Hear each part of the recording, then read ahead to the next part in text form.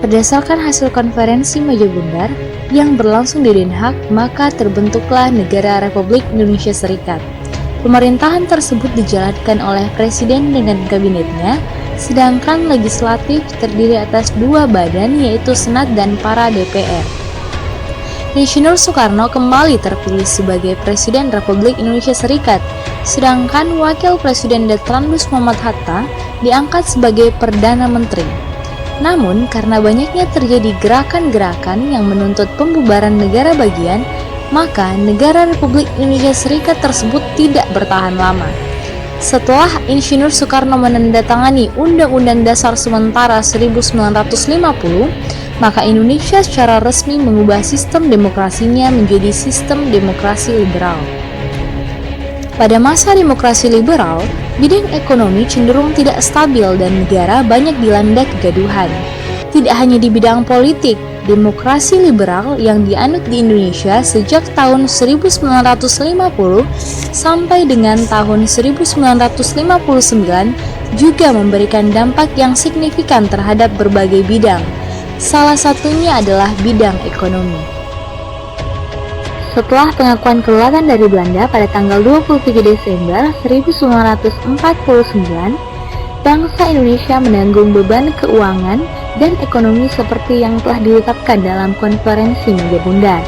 Beban tersebut berupa hutang luar negeri sebesar 1,5 triliun rupiah dan utang dalam negeri sejumlah 2,8 triliun rupiah.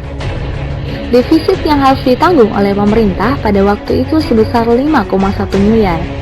Indonesia juga hanya mengandalkan satu jenis ekspor, terutama hasil bumi, yaitu pertanian dan perkebunan. Sehingga apabila permintaan ekspor dari sektor itu berkurang, maka akan memukul perekonomian di Indonesia. Politik keuangan pemerintah Indonesia tidak dibuat di Indonesia, melainkan dirancang oleh Belanda.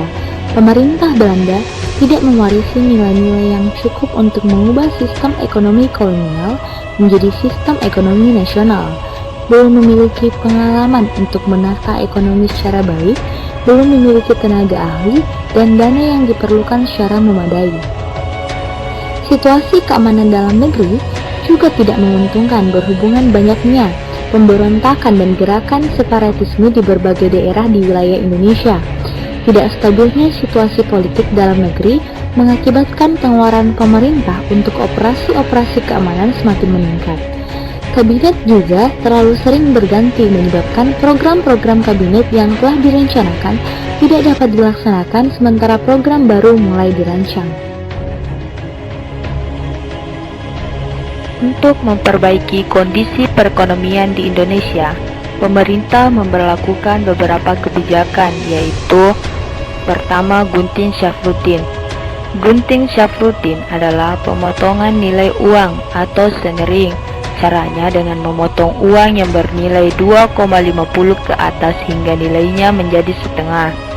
Kebijakan ini dilakukan dengan cara menggunting uang kertas menjadi dua bagian kanan dan bagian kiri. Guntingan uang kertas bagian kiri tetap merupakan alat pembayaran yang sah dengan nilai separuh dari nilai nominal yang tertera, sedangkan guntingan uang kertas bagian kanan ditukarkan dengan surat obligasi pemerintah yang dapat dicairkan beberapa tahun kemudian. Kebijakan ini dilakukan oleh Menteri Keuangan Syafruddin Prawira Negara pada masa pemerintahan RIS. Tindakan ini dilakukan pada tanggal 20 Maret 1950 berdasarkan SK Menteri Nomor 1 PU tanggal 19 Maret 1950. Tujuannya untuk menanggulangi defisit anggaran sebesar 5,1 miliar. Yang kedua, ada Gerakan Benteng. Kebijakan Gerakan Benteng dimulai pada April 1950. Inti kebijakan ini adalah memberikan bantuan kepada kalangan pengusaha pribumi agar mereka ikut berpartisipasi dalam pembangunan ekonomi nasional. Bantuan tersebut berupa bimbingan konkret dan bantuan kredit.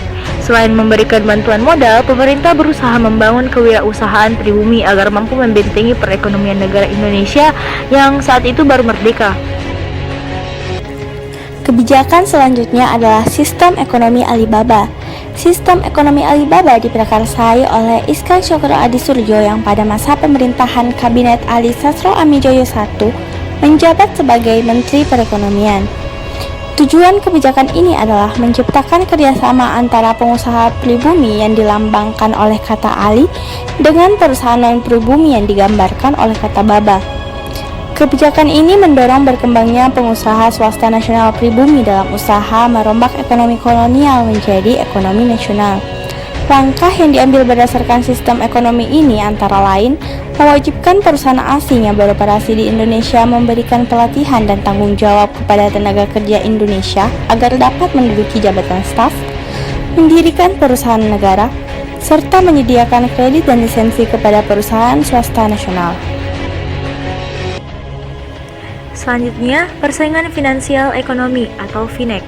Pada masa Kabinet Burhanuddin Harahap dikirim delegasi ke Jenewa untuk merundingkan masalah finansial ekonomi antara pihak Indonesia dengan pihak Belanda. Misi ini dipimpin oleh Anak Agung Gede Agung pada tanggal 7 Januari tahun 1956. Dicapai kesepakatan rencana persetujuan FINEK yang berisi: 1. Persetujuan FINEK hasil KMB dibubarkan. Yang kedua, hubungan FINEK Indonesia-Belanda didasarkan atas hubungan bilateral. Yang ketiga, hubungan FINEK didasarkan pada undang-undang nasional, tidak boleh diikat oleh perjanjian lain antara kedua belah pihak. Seiring meningkatnya rasa nasionalisme, maka pada akhir tahun 1951, pemerintah Indonesia melakukan nasionalisasi The Javasi Bank menjadi Bank Indonesia. Awalnya terdapat peraturan bahwa mengenai pemberian kredit harus dikonsultasikan kepada pemerintah Belanda. Hal ini tentu menghambat pemerintah dalam menjalankan kebijakan ekonomi dan moneter. Maka dilakukan nasionalisasi di Javasi Bank yang tujuannya adalah untuk menaikkan pendapatan dan menurunkan biaya ekspor serta melakukan penghematan secara drastis. Perubahan mengenai nasionalisasi di Javasi Bank menjadi Bank Indonesia sebagai bank sentral dan bank sirkulasi diumumkan pada tanggal 15 Desember 1951 berdasarkan Undang-Undang Nomor 24 Tahun 1951.